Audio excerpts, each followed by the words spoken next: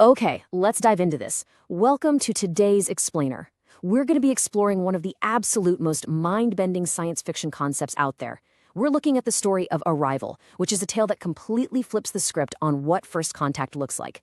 So let's unravel this mystery together and see how it challenges our whole understanding of time, choice, and, well, reality itself. Right off the bat, you need to know this isn't your standard first contact story. We aren't talking about massive laser battles in the sky or immediate fiery global destruction. No. Instead, we're presented with a message from the future, one that could literally unravel humanity through sheer misunderstanding. It's this incredibly tense, high-stakes mystery, and the entire fate of the world, it rests on one woman's ability to decode this message before our own panic destroys us. Section 1. The Silent Arrival. Global Panic Begins. Picture this. Massive alien ships just suddenly appear all across the globe. But they don't attack. They don't broadcast some booming message to the world. They just hover there, completely silently. Naturally, absolute global panic ensues. Governments are terrified of an invasion, right? So the US military makes a desperate but honestly brilliant move.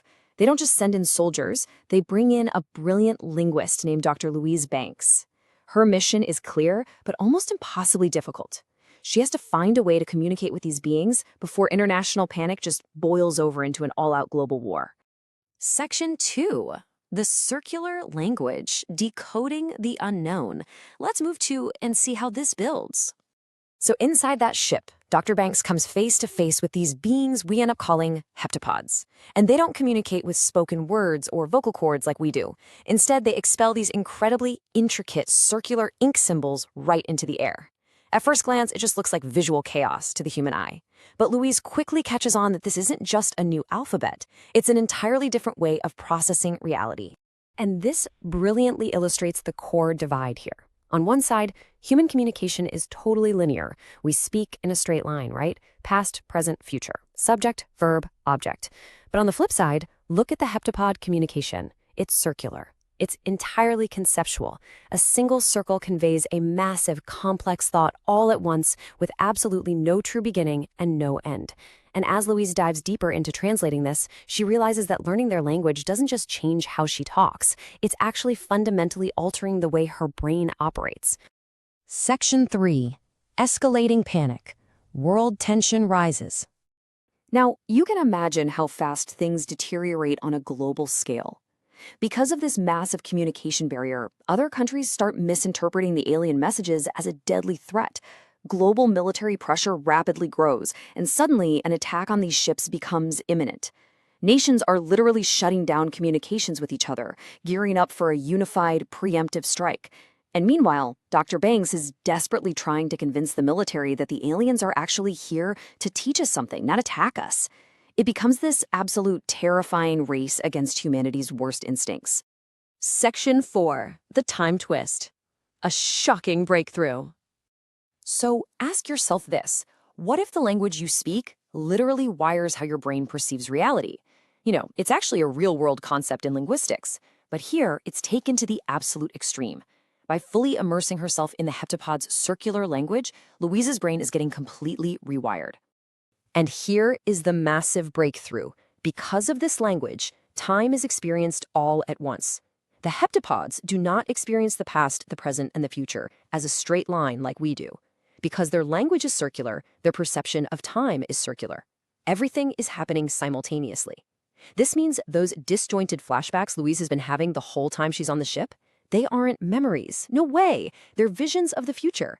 The messages she's translating are actually revealing what is yet to come. It's a total game changer. Section 5. The Ultimate Choice. Accepting the Future. Now, what's really interesting about this slide is the number 3000. Before the aliens leave, they reveal their true purpose. This whole massive global event, it was never an invasion. It was an invitation. They're giving humanity a massive gift, their language, and by extension, the ability to perceive time exactly as they do. Why? Well, because in 3,000 years, the heptapods are going to need humanity's help. So they're basically planting the seeds of cooperation thousands of years in advance. But for Louise, this incredible gift comes with a pretty devastating, deeply personal realization. Through this new perception of time, she envisions her own future daughter, But she also sees that this daughter will tragically die young. She sees the beautiful beginning and she sees the totally devastating end. Yet even knowing the immense grief that awaits her, she continues learning the language. She chooses to have her daughter anyway. She chooses life and love, completely aware of the pain it's going to bring, because those connections, they're what make life deeply worth living. So the crucial point is captured beautifully right here. Knowing the future doesn't mean you must change it. It means you understand it. Louise accepts her future. She doesn't try to run from it or alter it. It's just a profound statement on the human condition, really. It tells us that the journey, the moments we share, and the love we experience hold immeasurable value entirely on their own, regardless of how the story ends. Which leaves us with this final, incredibly provocative question to wrap up today's explainer. If you knew your whole life from beginning to end, every joy, every heartbreak, every single moment, would you change things, or would you embrace the ride exactly as it is? Take a minute to really think about that and what it means for the choices you make today. Thank you so much for joining me to explore this incredible narrative, and keep seeking out those concepts that challenge how you see the world. Catch you next time.